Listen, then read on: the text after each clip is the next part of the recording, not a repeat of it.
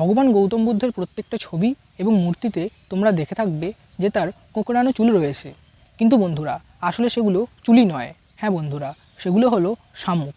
আসলে একসময় ভগবান গৌতম বুদ্ধ তপস্যা করছিলেন এবং সেই সময় প্রখর রোদ বেরিয়েছিল।